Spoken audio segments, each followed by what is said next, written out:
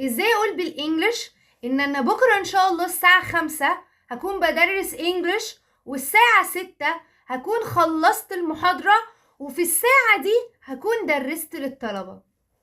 ايه ده؟ كل ده تحت مسمى الفيوتشر، المستقبل. دول 3 أزمنة مختلفين هنعرف عنهم كل حاجة بالتفصيل. Let's go! Welcome to my channel, Your English Way. معاكم فاطمة الروبي. النهاردة بقى هناخد part 2 من الفيوتشر.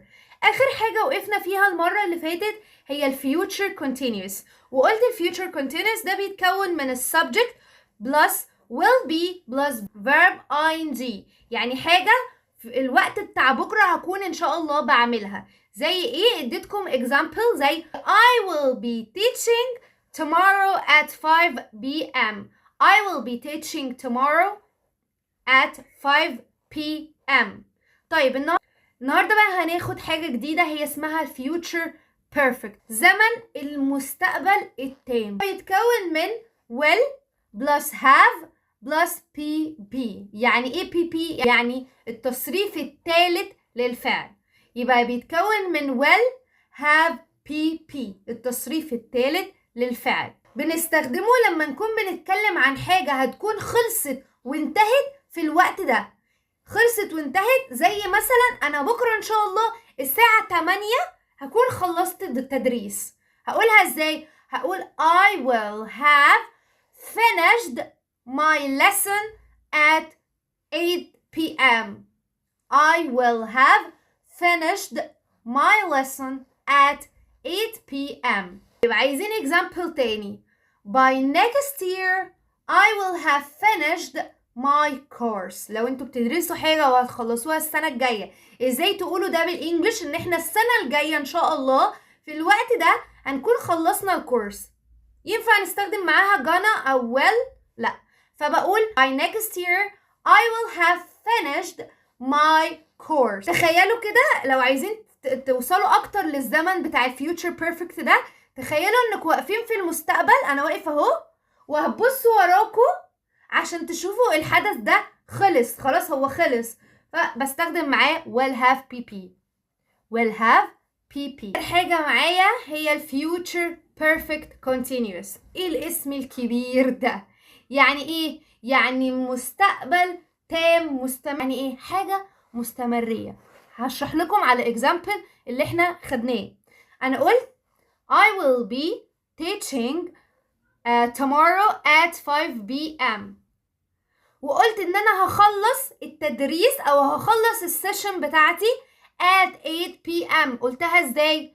I will have finished my lesson او my session at 8 p.m.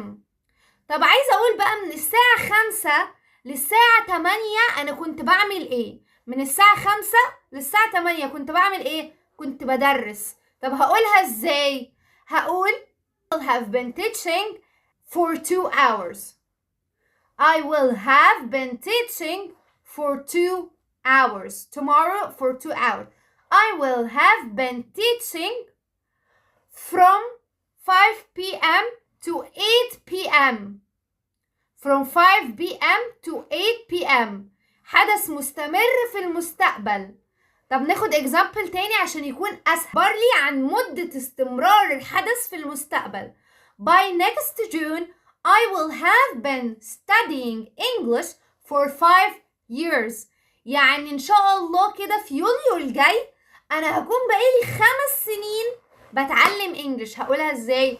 By next June, I will have been studying English for 5 years. اخترت لكم شوية examples ما بين الأربع أزمنة دول علشان نبقى خلاص 100% عارفينها. لو انتوا ما فهمتوش من الاكزامبلز اللي انا اديته لكم قبل كده، فدي هتبقى زي examples لما كل future او اغلبه. اول حاجة الفيوتشر sample اللي هو بيتكون من will والبيس verb. مع I مثلا I will go to school. I will go to school. You will eat dinner. You will eat dinner. He will buy a new car.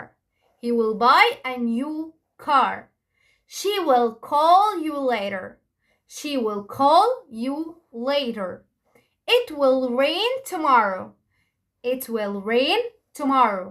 We will visit the museum. We will visit the museum. They will help you.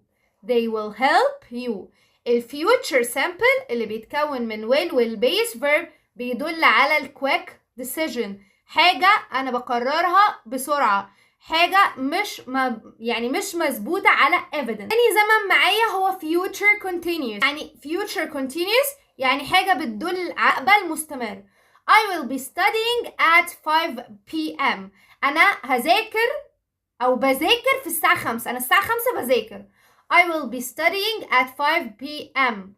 You will be working tomorrow. You will be working tomorrow.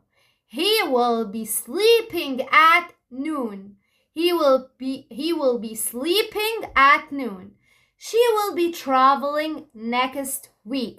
She will be traveling next week. It will be snowing in December. It will be snowing in December. هل في evidence?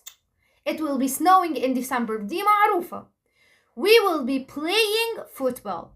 We will be playing football. They will be watching a movie. They will be watching a movie. الفيوتشر perfect. الفيوتشر perfect الحدث النقطة اللي هينتهي عليها الحدث المستقبلي ده. I will have finished my work. I will have finished my work at 8 p.m. at 7 p.m. براحتكم بقى. You will have reached home. You will have reached home. He will have eaten dinner. وحطوا الزمن اللي انتوا عاوزينه والوقت اللي انتوا عايزينه. انا بوريكم استخدامات السنتنس بالجرامر الصح في الوقت الصح. اوكي؟ She will have complete the project. امتى؟ الاسبوع اللي جاي next week. لو عايزين تتعلموا الفيوتشرز الازمنه بتاعته صح اعملوا زي ما انا جبت لكم اول examples. انا من الساعه 5 هبدا اذاكر.